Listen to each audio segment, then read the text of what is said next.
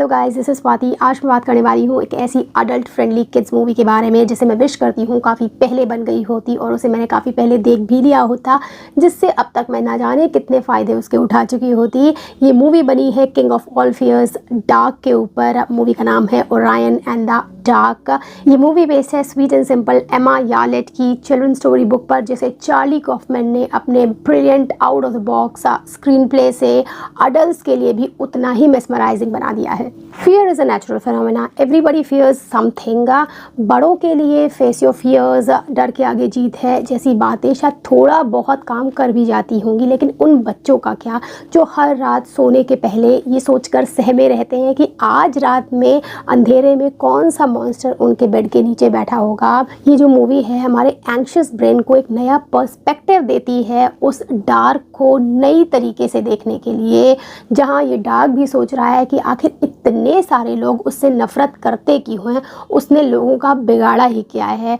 बहुत ही ब्रिलियंट तरीके से यहाँ पर इन डेप्थ साइकोलॉजी दिखाई गई है, वॉइस एक्टिंग बेहतरीन है, एनिमेशन क्वालिटी भी बढ़िया है और साथ में स्क्रीन प्ले तो ब्रिलियंट है ही। और ये मूवी आपको नेटफ्लिक्स पर देखने को मिल जाएगी। 1.5 घंटे की है, जो कि आपको कम लगने वाले हैं। गोर, वायलेंस, एडल्ट सीन्स, प्रोफैनिटी कुछ है नहीं।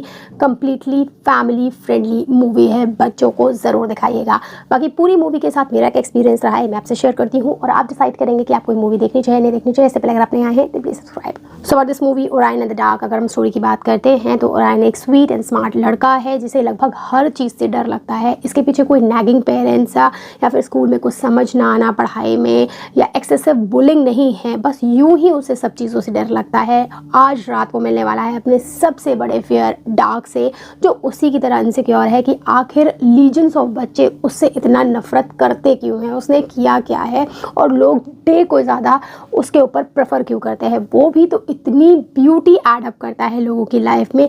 बस यही चीज़ वो समझाने के लिए ओरायन को अपने साथ लेकर जाता है। इस जर्नी में ओरायन मिलता है क्वाइट से, इंसोम्निया से, स्लीप से, ड्रीम से और अनएक्सप्लेन्ड नॉइसेस से। इन सब से मिलकर आपको बहुत अच्छा लगेगा। जैसे जनरेशन टू जनरेशन्स कहानियाँ पास ऑन होती रहती हैं और हम उन्हीं कहानी के माध्यम से अपने पुराने लोगों से जुड़े रहते हैं, वैसे ही यहाँ पर ओरायन की कहानी में भी कुछ ऐसे लोग आएंगे जिनसे मिलकर अगेन आपको बहुत अच्छा लगेगा। वो सरप्राइज एलिमेंट है और ट्विस्ट भी है कहानी का।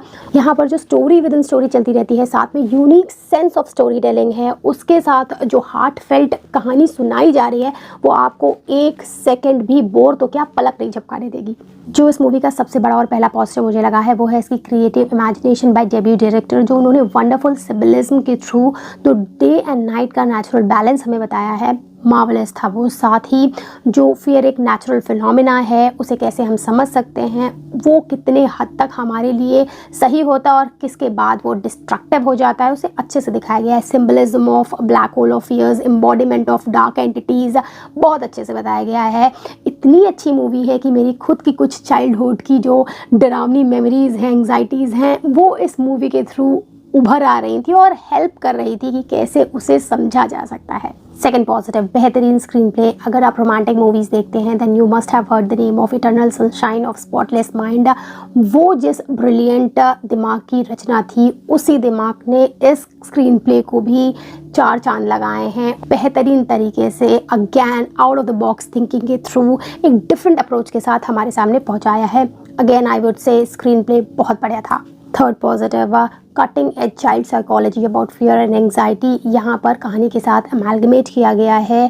जैसे फियर एक नेचुरल चीज़ है, सभी को लगता है, बचपन से ही हम सब में होता है, लेकिन उसका भी एक स्पेक्ट्रम होता है। कुछ लोगों को इतना ज़्यादा फियर लगता है और इतनी ज़्यादा चीज़ों से लगता है कि वो उनके नॉर्मल आगे बढ़ने के प्रोसेस में हिंड्रेंस जैसे हो जाते हैं और अगर उन्हें एक नॉर्मल तरीके से समझाने से, बात करने से नहीं निकाला जा सकता तो एक डिफरेंट अप्रोच लेनी पड़ती है, जो कि यहाँ पर मूवी लेते हुए दिखाई देती है।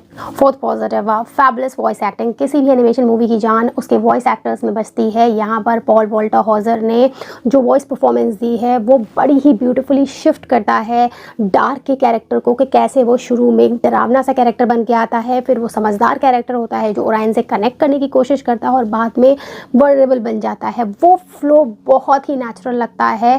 किस तरीके से उनकी बढ़िया परफॉर्मेंस के थ्रू ये एनिमेशन मूवी एलिवेट हो गई है, आपको मूवी देखते समय ज़रूर समझ में आएगा। अब हमेशा की तरह आखिरी में ड्रॉबैक्स की बात कर लेते हैं, जो कि मुझे इस मूवी में कोई मिले ही नहीं है। This movie is just perfect for me, a perfect 10। I can watch this movie again and again. This is like a sweet heart to me. और हाँ, ये मूवी हिंदी में भी अवेलेबल है, जो मैं शुरू में बताना भूल गई हूँ। That's it from my side. Bye bye.